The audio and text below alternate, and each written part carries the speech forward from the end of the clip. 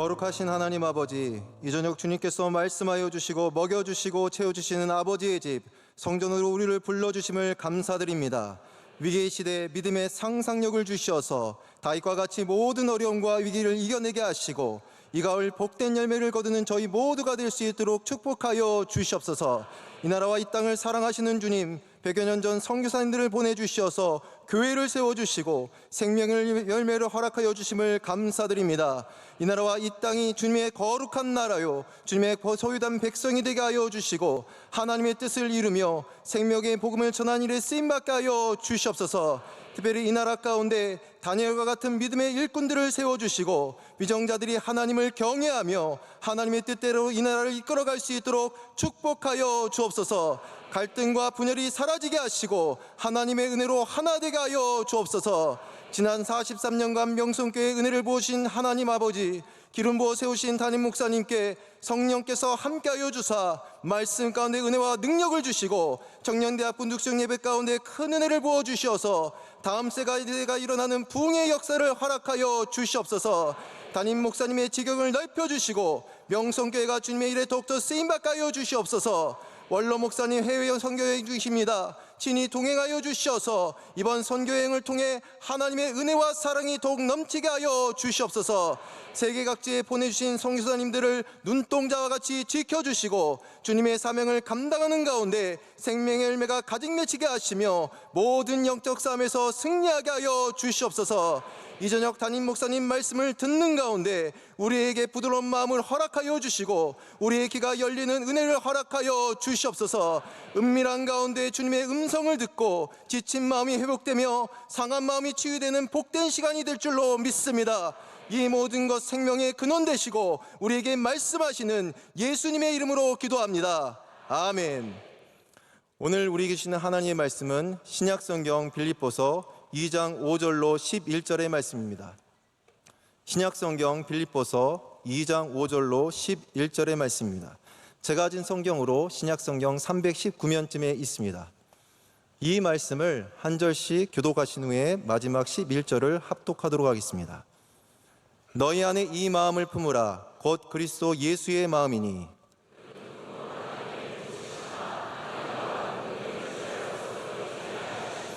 오히려 자기를 비워 종의 형체를 가지사 사람들과 같이 되셨고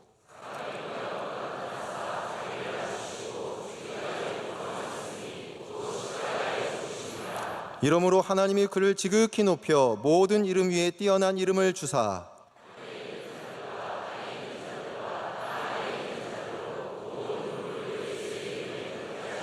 함께 읽겠습니다. 모든 입으로 예수 그리스도를 주라 시인하여 하나님 아버지께 영광을 돌리게 하셨느니라. 아멘. 이제 말씀으로 은혜 받는 시간입니다. 담임 목사님께서 태도가 결정합니다 라는 제화로 말씀 증거하실 때 우리에게 큰 은혜의 시간이 될 줄로 믿습니다. 어떤 목사님께서 재직 수련회를 인도하면서 이러한 제목으로 인도를 하시더라고요. 재직의 태도. 여러분, 재직은 누군지 아시죠? 우리 교회에 임명받은 집사들 이상 되는 항존직을 포함한 우리 집사님들 전부 다 재직인데, 재직의 태도가 교회의 영적 고도를 결정한다. 저에게 굉장히 도전이 되었습니다. 우리의 태도가 우리가 얼마만큼 갈 수 있는지는, 얼마만큼 하늘 높이 올라갈 수 있는지는, 우리가 얼마만큼 멀리까지 선교할 수 있는지는, 우리가 얼마만큼 낮게까지 낮아져서 주님의 모습을 닮을 수 있는지는 우리 모두의 태도에 달려있다는 것입니다. 우리가 어떤 태도를 갖느냐에 따라서 높이 올라가고 멀리 가고 낮아질 수 있기도 하고, 또 반대로 우리가 하나님 앞에 옳은 태도를 갖지 못하면 우리에게 주신 복도 누리지 못하고 우리가 그것을 감당하지도 못하게 된다는 것이죠. 존 맥스웰 목사님이 이기는 태도, Winning Attitude라고 하는 제목의 책에서 이런 얘기를 씁니다. 이분이 친한 조종사 친구가 있어서 함께 비행을 했다고 합니다. 저도 아마존에 갈 때 한번 비행기를 옆에서 조종도 해보고, 선교사님이 저보고 해보라고 저 안 하겠다고 하는데도 해보라고 하셔서 조종관을 잡았는데 이게 굉장히 재미있더라고요. 공중에 떠 있을 때는 큰 문제가 없더라고요. 이렇게 조금 숙이고 조금 올리고. 근데 거기에 뭐가 있냐면요, attitude indicator라는 게 있습니다. 이게 참 흥미로운 거죠. 비행기의 자세가 지금 어떠냐는 것을 보여주는 그런 표지판이 있다는 겁니다. 그런 계기판이 있어서 지금 올라가는 중인가 내려가는 중인가, 이게 오래 비행을 하다 보면 바다 같은 곳에서는 바다가 하늘인지 하늘이 바다인지 헷갈릴 수도 있다고 합니다. 그래서 이게 올라가는 중인지 내려가는 중인지 모든 것들을 보여주는 이런 태도를 보여주는 인디케이터가, 그러한 계기판이 있다는 얘기를 들었습니다.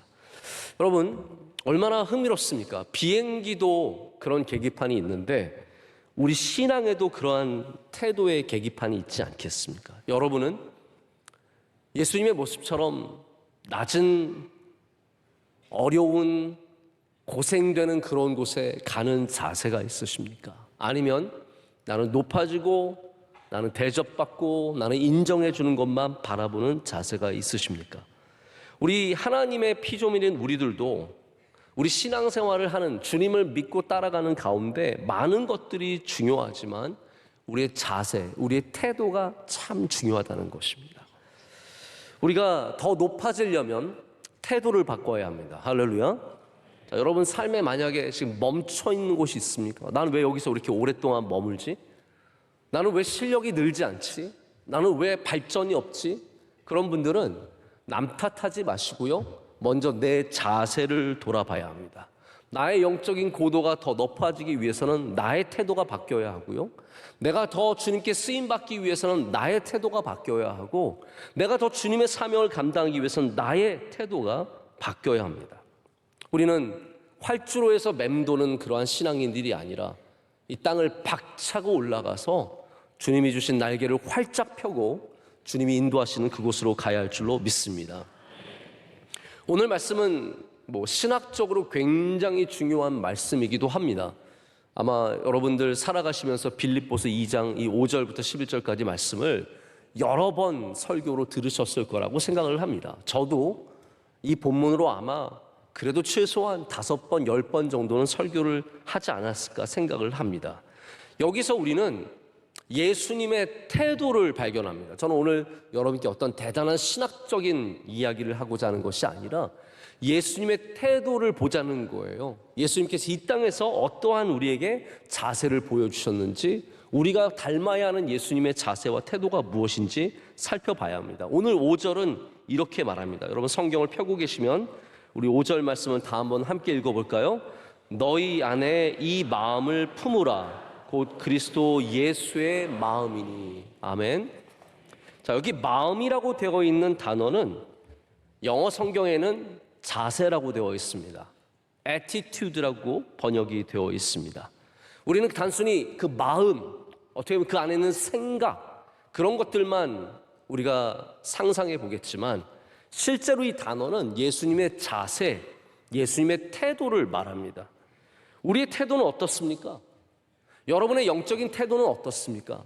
아니, 예배의 태도만 해도 이 태도, 예배의 태도 하나만으로도 하나님께서 그 사람을 귀하게 여기시고 쓰시는데, 우리의 영적인 태도가 어떠냐는 하나님께서 너무나 잘 아시기 때문에 남들에게 보여지는 태도도 중요하지만 오늘 이 시간을 통해서 여러분이 하나님 앞에 보여지는 태도를 올바로 갖추시길 축복합니다. 목사면 목사 같은 태도가 있어야 하고요, 당회원이면 당회원 같은 태도가 있어야 하고, 찬양대원이면 찬양대원 같은 태도가 있어야 하고, 우리가 주님께 쓰임받는 곳에서 그와 합당한 태도를 가져야 합니다. 우리는 예수님의 태도를 그래서 생각해 봐야 합니다. 제가 재미있는 얘기를 들었는데요, attitude라고 하는 단어가 100점짜리 단어래요. 왜 그러냐? 영어에 100점짜리, 이거 한번 여러분 알아두시면 어디 가서 써먹기 좋으실 것 같아요. 물어보세요. 영어에 100점짜리 단어가 뭔지 아느냐? 딱 하나밖에 없습니다. attitude래요. 왜냐하면 A가 1이고, 예를 들어서 A, B는 2고 C는 3이고 했을 때 이 attitude라고 하는 이 단어에 attitude, 괜찮은데요? 자, 준비하고 나온 거 아닌데 attitude, 이거를 합치면 100점이래요. 네. 그게 뭐 그렇게 중요하겠어요? 그러나 여러분, 거기에도 뜻이 저는 분명히 있다고 믿습니다. 자세가 100점이에요. 그래서 제가 오늘 제목을 처음에는 태도가 100점입니다 이렇게 정하려다가 무슨 소린가 교회 안 나올까 봐 여러분 교회 나오시라고 예배 나오시라고 태도가 결정합니다로 정했습니다. 태도가 100점입니다. attitude가 100점짜리 단어입니다. 모든 것을 우리가 다 할 수 없겠지만 우리가 모든 것을 다 갖출 수 없겠지만 우리가 가질 수 있는 게 있습니다. 여러분 우리가 원한다고 미모가 저절로 갖춰질까요? 그렇지 않죠. 우리가 원한다고 더 키가 크겠습니까? 제가 늘 말씀드려요. 전 10cm만 컸으면 인류의 역사를 변화시킬 수 있었습니다. 우리는 내가 원하는 것을 다 가질 수 없지만 우리의 자세만큼은 내가 정하는 거예요. 내가 겸손한 자세를 가질 수 있고 내가 긍정적인 자세를 가질 수 있고 내가 소망의 자세를 가질 수 있고 내가 주님 앞에 낮아지는 자세를 가질 수 있습니다. 자세는 여러분의 몫이에요. 자세를 남에게 핑계댈 게 없습니다. 100점짜리 인생을 누가 살아갈 수 있냐면 바로 여러분이 살아갈 수 있다는 것이죠. 우리가 그것을 정하기 때문입니다. 그럼 예수님께서 우리에게 보여주신 오늘 자세의 모습 무엇이겠습니까? 첫 번째는 너무나 당연하게도 오늘 말씀이 또한 그렇게 시작하지만 겸손의 자세입니다. 여러분 겸손의 자세를 가지시길 축복합니다. 우리가 무릎을 꿇고 주님 앞에 낮아지는 자세는 좋은 자세입니다. 여러분 무릎을 꿇으십니까? 여러분 그 자세가 무릎에는 안 좋을지 몰라도 여러분의 영적인 삶에는 좋습니다. 제 친구 목사 하나가 대학교 1학년 때 걔가 축구를 하다가 십자인대를 완전히 파열을 했습니다. 그래서 그 친구가 그때 뭐 재활을 좀 잘 안 했어요. 그래서 이름이 활이에요. 재활을 잘 안 해서 활이라는 목사인데 재활을 안 하고 기말만 해서 근데 이 친구가 늘 그래요. 하나야 나는 무릎을 못 꿇는다. 저는 그게 너무 안 됐더라고요. 되게 마음이 아팠어요. 자기도 되게 안타까워서 그 얘기를 하는 거예요. 야 나는 무릎을 꿇고 싶은데 무릎을 못 꿇는다. 제가 보니까 걔라고 해서 죄송합니다. 그러니까 몸으로 무릎을 못 꿇으니까 영적으로 주님 앞에 많이 꿇겠죠. 여러분 무릎을 꿇을 수 있을 때 꿇으시길 축복합니다. 우리가 낮아지고 하나님 앞에 겸손한 자세를 가지면 얼마나 좋은지 모릅니다. 우리 운동을 배울 때 자세가 다 중요하다고 하거든요. 저도 탁구를 치고 테니스를 쳐보면 이 각도나 이 모든 것들이 굉장히 중요합니다. 힘을 실으려면 팔의 각도가 90도가 될 때 가장 힘이 들어갑니다. 그래서 여러분 누구를 패고 싶다. 그러면 90도에서 나가는 각도가 아시겠습니까? 이 각도로 세려야 제대로 들어가서 힘을 먹습니다. 각도가 중요합니다. 자세가 하나가 펀치를 어떻게 다리에서 끌어올려서 딱 때리냐에 따라서 KO 펀치가 될 수도 있고요. 손방망이가 될 수도 있습니다. 자세가 중요합니다. 성도에게도 자세가 중요합니다. 우리가 어떠한 자세를 먼저 가져야 합니까? 겸손의 자세를 가져야 합니다. 빌립보서 2장은 누가 읽어도 느낄 수 있는 예수님의 겸손을 강조하고 있습니다. 그 마음의 태도를 찬양하고 여러분 이것이 찬송가잖아요. 이게 찬양입니다. 제가 한글 성경의 아쉬운 부분이 뭐냐 하면 운문과 다른 모든 문체들을 그냥 똑같이 썼어요. 그런데 외국 번역 성경들을 보면 이와 같이 찬송일 경우에는 따로 표시를 합니다. 좀 떼어놔서 다르게 표시를 해서 알아보게 하죠. 여기 지금 우리가 읽고 있는 빌립보서 2장 5절부터 11절까지는 어떻게 보면 초대교회에 가장 먼저 있었던 예수님 찬양의 시 중에 하나입니다. 이 찬양이 하는 것이 무엇이냐면 주님의 겸손함. 주님께서 하나님과 동등하신 분이시지만 우리와 같이 종의 몸을 갖고 가장 낮은 곳으로 오셨다는 것. 이것이 주님의 자세, 주님의 태도, 주님의 마음입니다. 예수님께서는 낮은 마음을 가졌기 때문에 역설적으로 올라가시는 분이 되셨습니다. 그럼 비행기의 계기판으로 따지자면 우리가 낮은 마음을 품으면 우리의 고독에는 올라가게 되어 있습니다. 그래서 베드로전서나 야고보에서 하나님께서 우리에게 주시는 말씀은 뭡니까?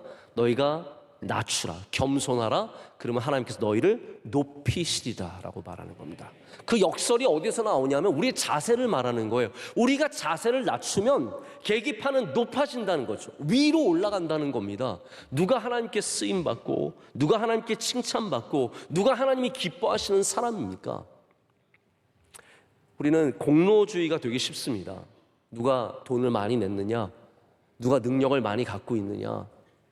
그런데 하나님께서 보시는 것은 태도입니다. 우리가 어떤 태도를 가지냐에 따라서 다 달라집니다. 만약에 여러분 혹시 아이들과 지내다 보면 아이들이 마음에 안 들면 태도가 다르죠. 예를 들어서 둘이 싸웠어요. 야, 너희 화해해. 부모님들이 가르치잖아요. 너희 그렇게 싸우면 안 된다. 화해해라. 그러면 어떻게 합니까? 네, 알겠습니다. 형, 내가 잘못했습니다. 이렇게 하는 동생 보신 적 있으십니까? 저도 동생이 있어 봤는데요. 지금도 있는데요. 그렇게 하기 쉽지 않습니다. 그러면 형은 형같이 너그러운 마음으로 그래, 사실 내가 진짜 잘못했어. 이러는 형들 많지 않습니다. 너희 둘이 화해해. 그러면 화하기 싫어가지고 와서 잘못했어. 손이 절대로 멋지게 나가지 않아요. 헐렁거립니다. 다 실수. 어깨도 헐렁거리고 팔도 헐렁거리고 무릎도 헐렁거립니다. 다 싫은 거예요. 이게 태도입니다, 여러분. 그냥 화해를 하는 것이 중요한 것이 아니라 어떠한 태도를 갖느냐가 훨씬 더 중요한 거죠. 하나님께서 우리에게 원하시는 건 무엇이었어요? 그냥 가서 화해를 대충 어떻게 해가지고 끝내가지고 그냥 각각 살아가고 행복하게, 그게 아니라는 거죠. 하나님은 우리가 먼저 미안한 마음, 태도를 가지라는 거예요. 먼저 용서하는 마음, 그 태도를 가지라는 겁니다. 여러분, 그래서 태도를 가지면 복을 받습니다. 하나님 우리의 태도를 보시는 거예요. 얼마를 냈냐, 얼마나 잘했냐, 얼마나 오래 충성했냐, 그런 것도 다 중요하겠지만 진짜로 보시는 거는 태도입니다. 오늘 말씀의 결론이 무엇입니까? 예수님께서 그러한 마음, 그러한 자세, 그러한 태도를 가지시니까 하나님께서 높여주시고 뛰어나게 하시고 굴복하게 하시고 시인하여 영광을 돌리게 하셨다라고 하고 있습니다. 이것이 우리의 태도에게 주시는 복입니다. 자세는 그래서 상을 받습니다. 여러분이 만약에 좋은 자세를 가지면 하나님께서 반드시 여러분에게 여러분, 이것은 제가 기복적으로 드리는 말씀, 기복주의 신앙이 아닙니다. 성경이 약속하는 것입니다. 하나님은 상 주시는 분이십니다. 너희가 하나님 상 주시는 분이심을 알아야 한다라고 했습니다. 상 주시는 분은 하나님이시고 하나님은 상을 주신다라는 거예요. 우리가 겸손의 자세를 가지면 하나님은 상을 주십니다. 무엇을 이루었느냐? 1등상, 2등상, 자세의 상을 주십니다. 그래서 좋은 자세에는 좋은 상을 주시고 나쁜 자세에는 가르침과 우리로 깨닫게 하시는 일들을 주십니다. 야고보서 4장 6절에 이런 말씀이 있습니다. 그러나 더욱 큰 은혜를 주시나니 그러므로 일렀을 때 하나님이 교만한 자를 물리치시고, 이 단어를 잘 들어보십시오. 하나님이 교만한 자를 물리치시고 겸손한 자에게 은혜를 주신다 하였느니라. 자, 겸손한 자는 하나님의 상을 받습니다. 은혜의 상을 받습니다. 대신에 교만한 자는 하나님께서 물리치신대요. 지미 에반스라고 하는 목사님이 이 물리친다를 이렇게 얘기하시더라고요. 이 단어가 헬라어는 엔티타소라고 합니다. 안티타소. 근데 이게 무슨 말이냐면 전쟁에 임할 때 적을 물리치는 자세래요. 그러니까 하나님께서 교만한 자를 물리치신다는 거는, 자, 너 쓸데없으니까 저리로 가, 혹은 너는 너무 지나치게 교만하니까 나랑 안 맞으니까 저리 비켜줘, 이런 물리치심이 아니라는 거예요. 여기 하나님께서 교만한 자를 물리치신다는 것은 적으로 생각하시고 물리치신다는 거예요. 적으로 생각하시고 하나님께서 하나님 자신을 그 적과 싸우시면서 교만한 자를 쳐서 물리치신다라는 거예요.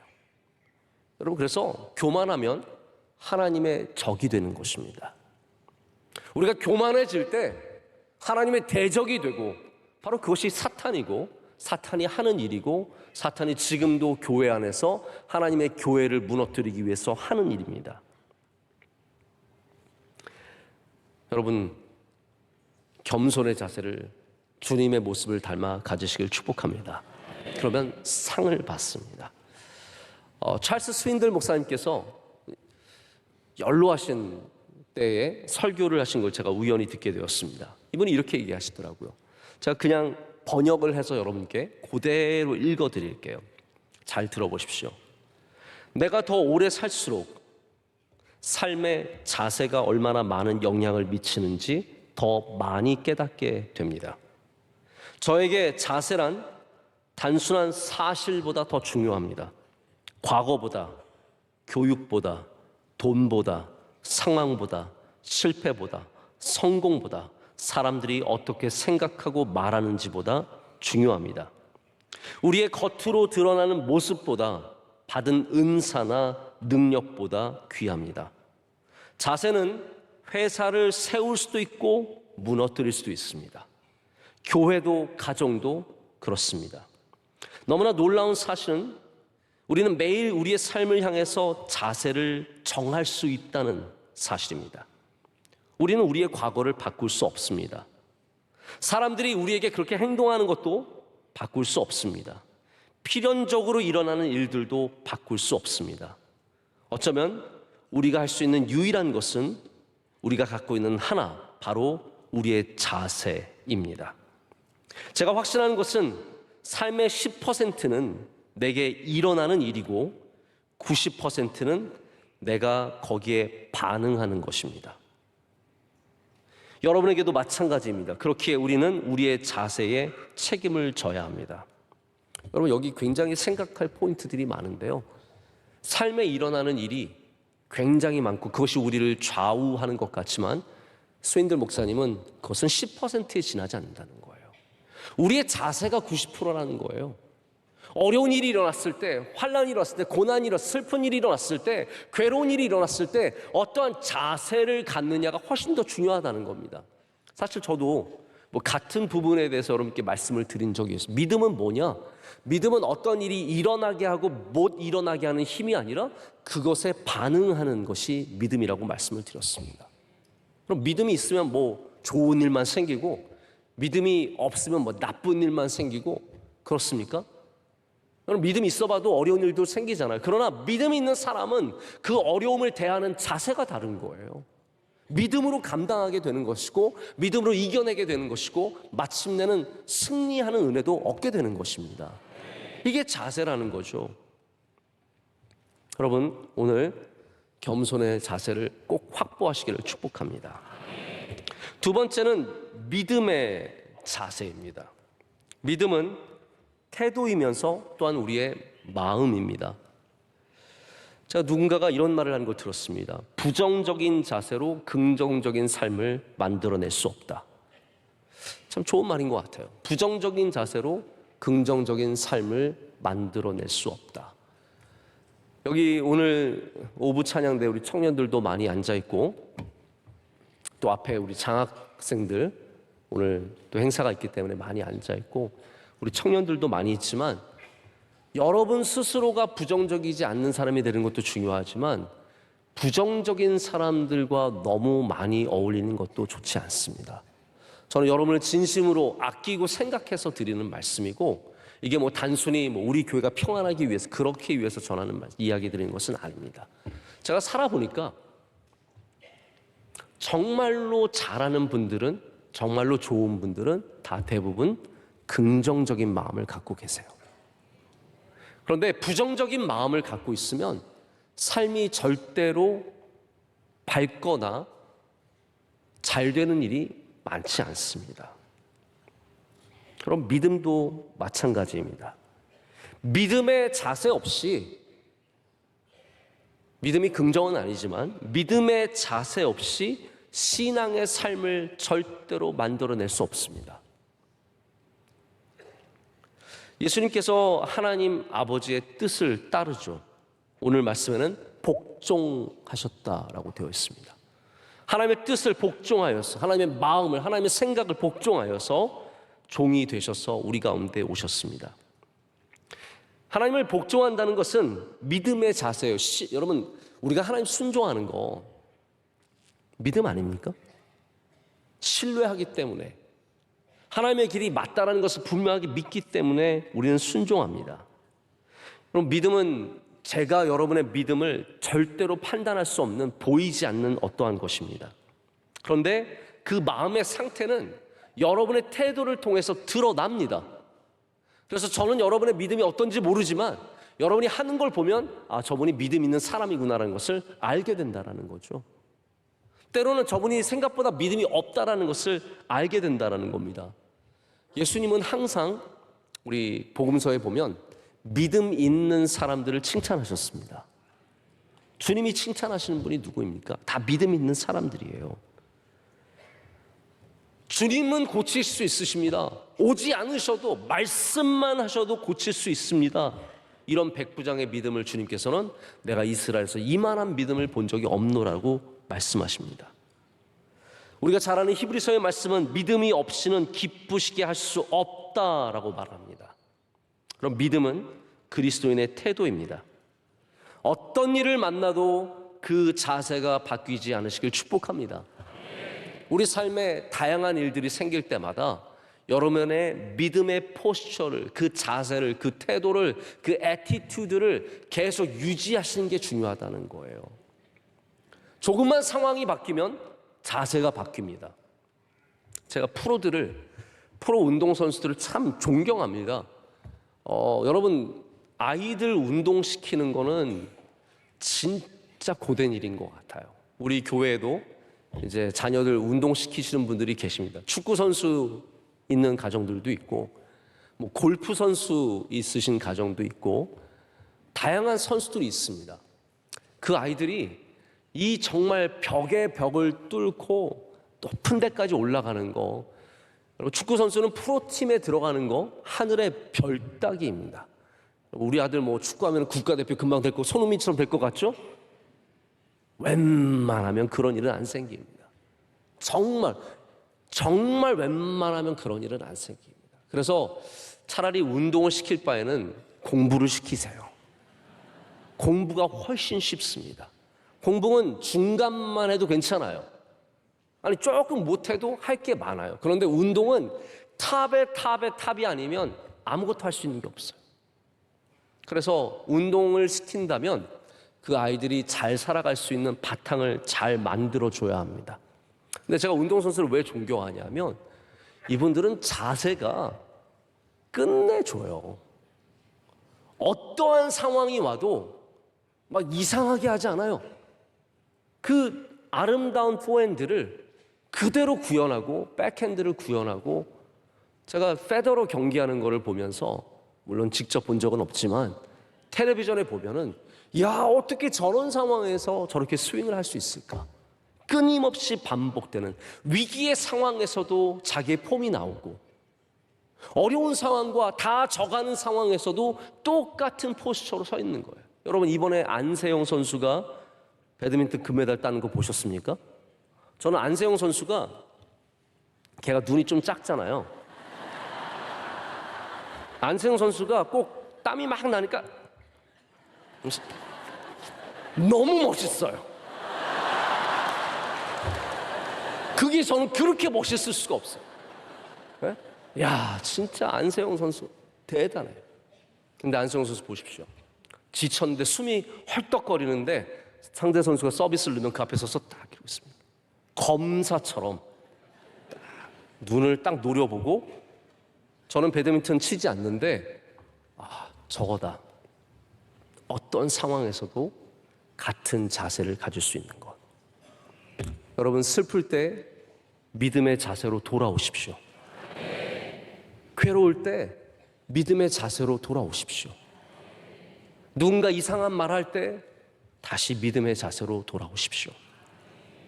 이게 중요한 겁니다.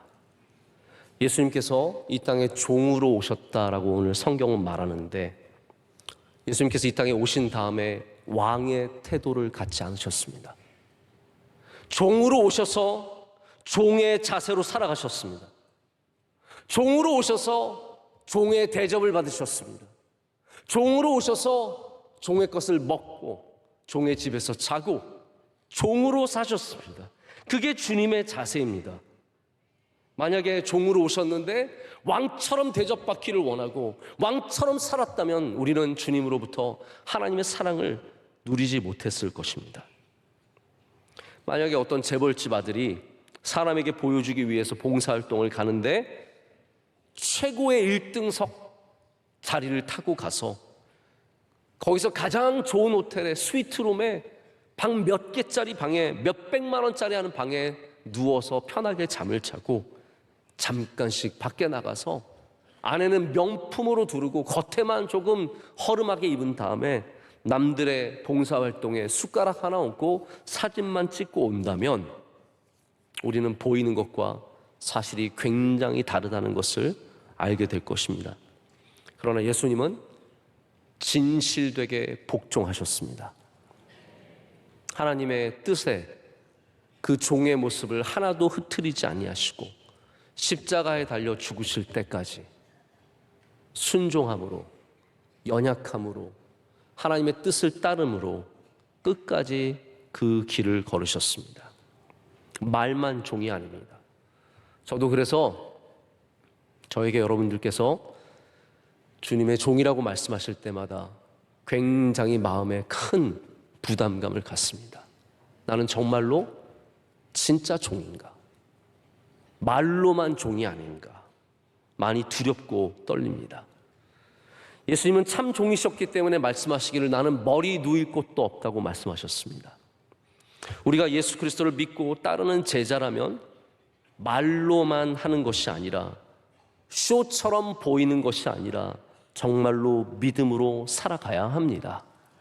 저는 여러분의 모든 믿음의 자세가 예수님의 자세처럼 아름답고 복되고 그리고 영원히 변치 않으시기를 축복합니다. 항상 추석 연휴 끝났다고 몸이 녹아져 내려서 아직도 일로 못 돌아가시면 어떻게 하십니까? 물론 괜찮죠. 내일 휴일이니까. 내일도 휴일이시죠? 네, 우리 교역자들은 까먹었어요. 왜냐하면 월요일은 원래 쉬는 날이니까 저희는 내일이 휴일인지 아닌지 전혀 관심이 없었어요. 내일이 휴일이더라고요. 아이들과 또 부대끼며 살아가야 하는 휴일입니다. 여러분, 아무리 연휴가 길고 휴일이 길었어도 우리의 삶으로 돌아가야 건강한 삶을 사는 겁니다. 휴일에 머물러 있으면 안 되는 것처럼 우리가 어떤 상황에 있든 다시 믿음의 자세로 돌아와야 그 삶이 건강하고 그 삶에서 주님의 뜻이 이루어질 줄로 믿습니다. 제가 지금도 마음에 걸리는 일이 하나 있는데 아마 전에 여러분께 말씀을 드린 적이 있는 것 같아요. 제가 새노래 명성교회를 섬기고 있을 때 한 2년 정도 됐을까요? 그때 이미 저희 교회가 사람들이 많이 나와서 성인들만 2,000명 넘게 나오던 때입니다. 예배를 드리면 꽉 차서 정말 앉을 자리가 없었고 그대로 또 빠져나가면 잘 사람들 인사도 못하던 때인데 어떤 분이 와서 저에게 인사를 하셨어요. 근데 저는 그냥 당연히 우리 교인 중에 한 명인 줄 알고 네 그리고 그냥 보내드렸어요. 나중에 한 이틀 정도 지나고 나서 갑자기 머리를 땅 때리는 거예요. 그리고 가끔 그런 때가 있습니다. 그때는 몰랐는데 한참 시간이 지나고 나서 뭔가가 깨달아지는 거죠. 그분이 미국에서 오신, 제가 미국에 있었던 교회 집사님이셨던 거예요. 저는 얼굴이 낯이 익으니까 우리 교회 집사님인 줄 알았던 거예요. 그래서 저를 몇 년 만에 만나가지고 너무 저희 개척교회 한다고 또 오셔서 응원해 주시려고 오신 거잖아요. 그 멀리서 한국까지 와가지고 막 이렇게 와가지고 목사님 안녕하세요. 근데 제가 안녕하세요. 그러고 갔어요, 제가. 그러니 그분은 마음에 얼마나 상처를 입으셨겠어요. 제가 그 이후로는 그분한테 연락할 방법도 없고 뭐 연락처도 없고 저는 미국이랑 뭐 이렇게 특별히 관계가 있는 게 아니니까 누구에게 말을 해야 될지도 모르고 지금까지 10여 년 지난 지금까지도 마음의 짐으로 안고 살아가고 있어요. 저는 그분이 무슨 생각하셨을까? 야, 요것 좀 봐라. 분명히 그러지 않으셨을까? 요거 우리 교회 있을 때 부목사 아무것도 아니었는데 지가 목사 됐다고 말이지, 담임 목사 됐다고, 교인들 좀 있다고 나를 이렇게 그냥 보내고. 저는 그분 생각하면 지금도 자다가 벌떡벌떡 일어나가지고 마음이 너무 안타깝습니다. 저도 제 마음이 변하지 않기를 원하는 거예요. 저도 제 자세가 바뀌지 않기를 원하는 겁니다.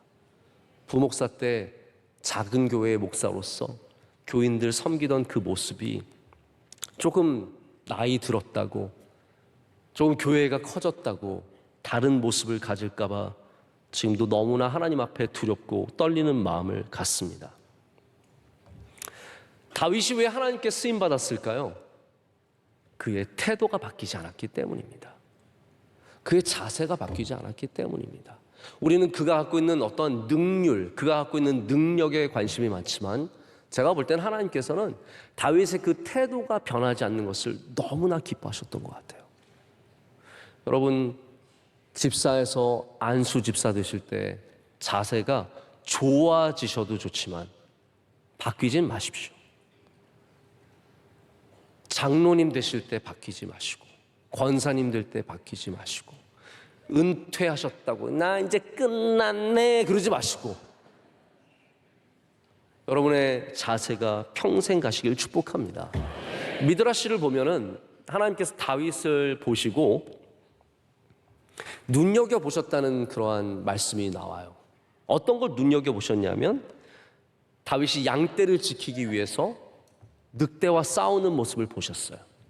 다윗이 양들의 꼴을 먹이기 위해서 험한 광야길을 걷는 모습을 보셨어요. 하나님 다 보고 여러분의 태도와 여러분의 자세를 보고 계신다는 거예요. 그리고 그 양떼에게 물을 먹이기 위해서 험한 골짜기를 들어가는 걸 보시고 하나님께서 다윗에게 뭐라고 말씀하시냐면 너가 내 양떼를 맡아라 라고 말씀하시는 겁니다. 하나님께서 다윗을 자세 때문에 부르셨고 또한 그 태도와 자세 때문에 계속해서 끊임없이 주의 은혜를 더해 주셨다는 겁니다. 여러분, 믿음의 자세가 변치 않으시기를 축복합니다. 자, 마지막으로 세 번째는 우리 희생의 자세, 주님께서 보여주신 바로 이 희생의 섬김의 자세를 생각해 보길 원합니다. 주님께서 보여주시는 마지막의 이 태도, 더 많은 것들이 있겠지만 오늘 세 가지만 말씀을 드린다면 이 마지막은 십자가에 달리시고 죽으신 바로 그 희생의 자세, 태도입니다. 하나님께서 이 세상에 하나님을 섬기다가 세상에 온갖 영광 받는 사람들을 기억하시는 게 아니라 하나님의 나라를 위해서 희생하는 사람을 기억하십니다. 영광 누가 받습니까? 여러분, 행사 끝나고 영광 받는 하나님께서 그런 사람을 기억하시는 게 아니라 정말 희생하고 섬긴 사람들, 빛도 없이 이름도 없이 섬긴 사람들을 하나님은 기억해 주십니다. 어떤 나라가 좋은 나라냐면요, 나라를 위해서 희생한 사람들을 기억해 주는 나라가 좋은 나라입니다. 우리나라 대한민국이 선진국이 되려면 뭐 경제적인 파워, 문화적인 파워 이런 거 다 좋습니다. 이 나라를 위해서 희생한 사람들을 제대로 대해줘야 합니다. 제대로 대해줘야 합니다. 저는 요즘에 우리 군인들 월급 올려준 거 참 좋은 거라고 생각을 합니다. 뭐 나라를 위해 의무는 같지만 그게 공짜로 봉사한다는 건 아니잖아요. 이 젊은 인력들 20살, 21살짜리 힘 좋은 애들 데려다 놓고 공부도 안 시키고 군인 생활하면은 월급 좀 줘야죠. 제가 병장일 때 한 4만 5천 원 받은 것 같은 생각이 드는데 요즘은 병장 얼마 받아요? 우리 혹시 요즘에 제대한 친구 없어요? 한 15만 원, 20만 원 받아요? 네? 100만 원?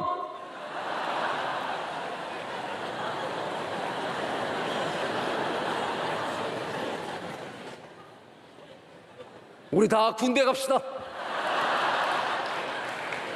진짜 100만 원이에요? 저한테 앞으로 군대 갈 때 기도받으러 오지 마시길 바랍니다. 좋은 데 가는데 뭐하러 기도받으러 와? 예?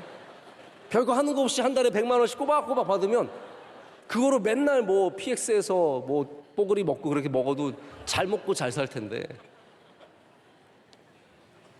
좋은 나라는 나라를 위해서 희생하는 사람을 높여주는 나라예요. 제가 미국에 가보면 저는 뭐 미국이 특별히 더 좋은 나라다라고 생각하진 않지만 우리가 배워야 할 게 참 많은 나라라고 생각은 합니다.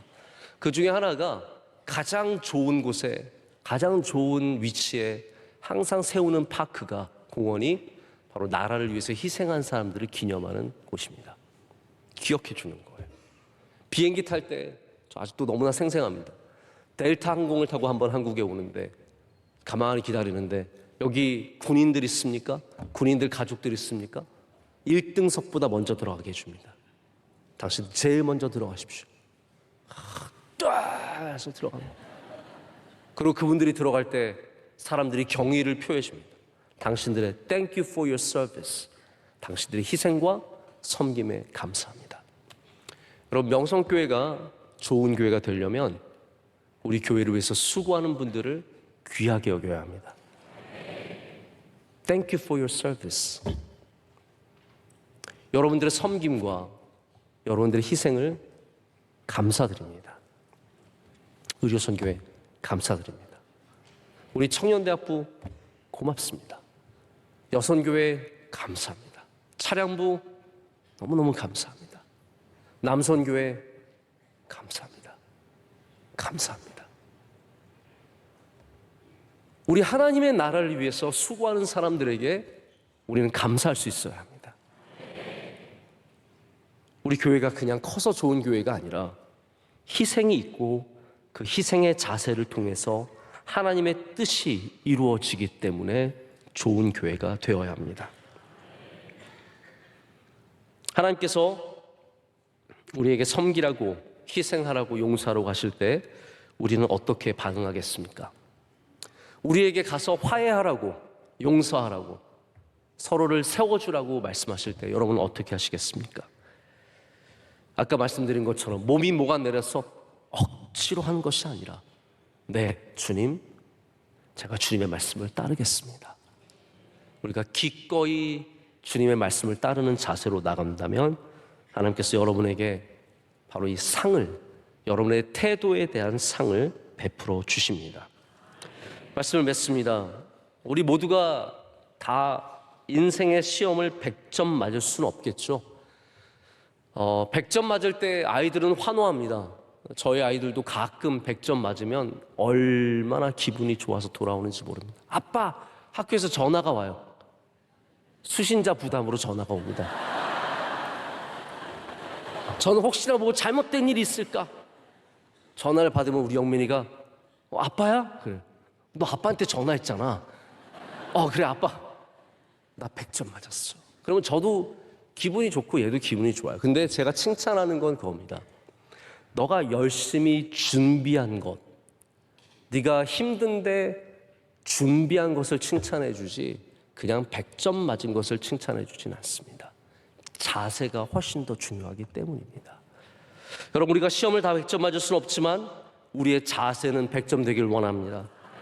실수하고 넘어지는 일이 있더라도 하나님을 바라보시고 여러분의 자세의 계기판이 끊임없이 더 하나님을 향해 높은 곳을 향해 올라갈 수 있도록 우리 더욱더 주님 앞에서 주님의 모습을 닮아가는 우리들 되기를 간절히 소망합니다. 함께 찬양하기를 원합니다. 우리 소원 우리 함께 찬양하시겠습니다.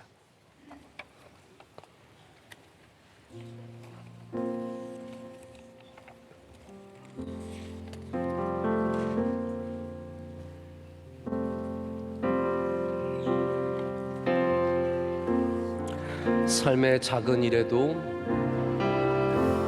삶의 작은 일에도 그 마음을 알기 원하네. 그 길, 그 좁은 길로 가기 원해.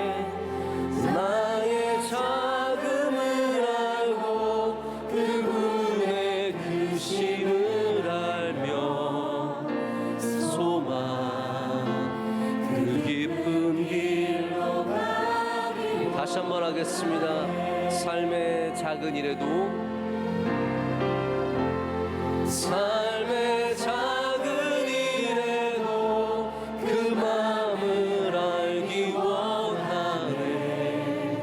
그 길, 그 좁은 길로 가기 원해. 나의 작음을 알고 그분의 크심을 알며 소망 그 깊은 길로 가기 원하네. 저 높이 솟은 산이 되기보다 여기 오름직한 동산이 되길, 내 가는 길만 비추기보다는 누군가의 길을 비춰준다면, 내가 노래하듯이 내가 노래하듯이 또 내가 얘기하듯이 살길, 난 그렇게 죽기 원하네. 삶의 한 절이라도 그분을 담기 원하네. 사랑 그 높은 길로 가기, 저 높이 솟은 산이 되기보다, 저 높이 솟은 산이 되기보다 여기 오름직한 동산이 되길, 내 가는 길만 비추기보다는 누군가의 길을 비춰준다면,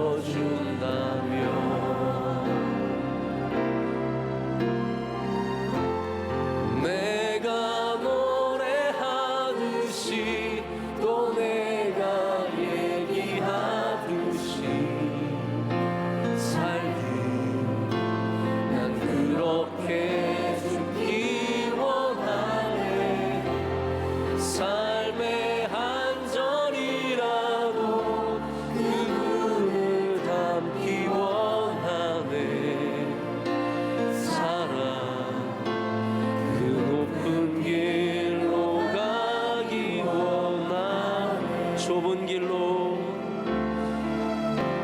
그 좁은 길로 가기 원하네.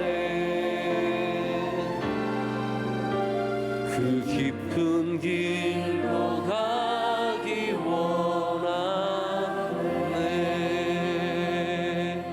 우리 시간 주님의 말씀 기억하면서, 또 우리에게 주신 은혜가 있다면, 우리에게 주신 말씀이 있다면 그 말씀을 붙잡고 우리 주님께 간절히 기도하길 원합니다. 하나님, 우리의 자세를 돌아보게 하여 주시옵소서. 우리에게 감사의 자세가 있으셨습니까? 하나님, 우리에게 주님께서 기뻐하시는 섬김의 자세가, 겸손의 자세가, 하나님의 말씀을 순종하는 믿음의 자세가 있었습니까? 이 시간 하나님, 우리의 부족한 자세를 추스리게 하여 주시옵소서. 다시 주님께서 기뻐하시는 그 자세로 돌아오게 하여 주시옵소서. 하나님, 주님을 조금이라도 닮기를 원합니다. 주님이 보이셨던 그 겸손과, 주님이 보이셨던 복종의 믿음과, 주님이 보이셨던 섬김과 희생의 모습을 우리도 조금이라도 닮게 하셔서, 하나님, 우리 교회가, 우리 가정이, 우리가 속한 모든 공동체들이 주 예수 그리스도의 은혜로 채워지게 하여 주시옵소서. 하나님, 조금이라도 잘하면 주님께서 얼마나 많은 상을 주시는지요. 하나님, 주의 사랑하는 백성들에게 상을 많이 내려 주시옵소서. 오늘 상 받게 하여 주시옵소서. 좋은 자세로 주님께 칭찬받게 하여 주시옵소서.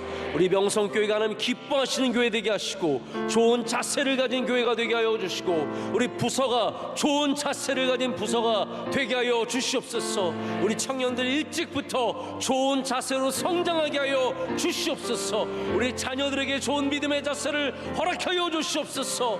우리 다 두 손 들고 주님의 이름을 세 번 크게 부르짖고 기도하겠습니다. 주여 주여 주여. 거룩하신 하나님 아버지, 오늘을 불러주시고 주님 함께 하심을 감사. 하나님의 자세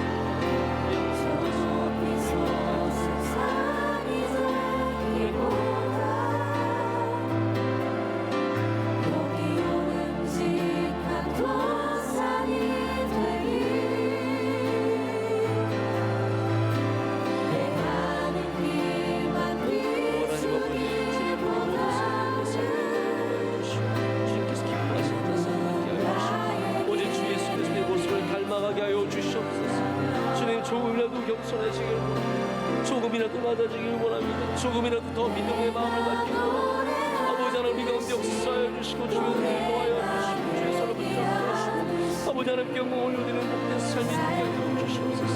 하나님 아버지, 저희 삶의 은혜를 더하여 주시옵소서. 저에게 주여 지혜를 주시고 넘쳐를 주시되 하나님 무엇보다도 하나님 잘 경외하는 자세를 허락하여 주시옵소서. 믿음의 자세를 주시옵소서. 영원토록 주님 닮아가게 하시고 오늘이라도 내일이라도 하나님 하루라도 더 주님 가까이 나갈 수 있는 은혜를 허락하여 주시옵소서.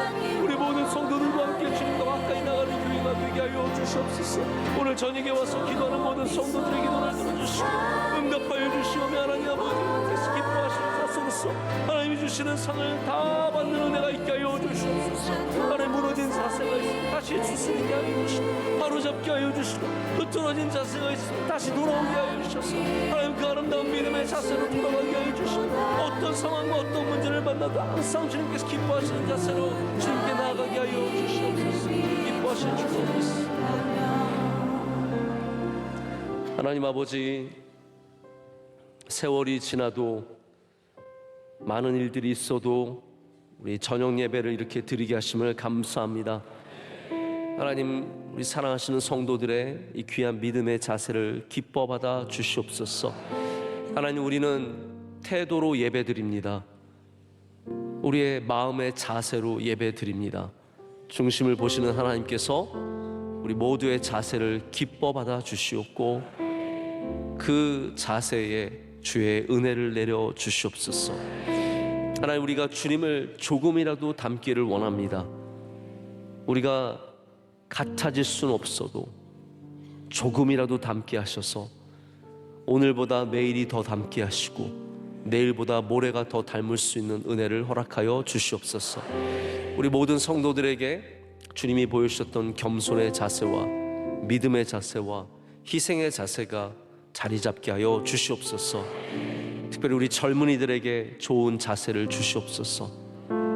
세상을 밝게 보게 하시고 주님의 뜻을 보게 하여 주시고 열심을 내어 이 땅을 살아가도록 은혜 내려주시고 우리 자녀들에게도 주님께서 좋은 자세의 은혜를 허락하여 주시옵소서. 이제는 우리 주 예수 그리스도의 크신 은혜와 하나님 아버지의 영원하신 사랑과 성령님의 함께하심과 교통하심이 주의 말씀을 붙잡고 하나님께서 기뻐하시는 태도로 나아가는 주의 모든 사랑하는 백성들 가운데 이제로부터 영원토록 함께하시기를 간절히 축원하옵나이다. 아멘.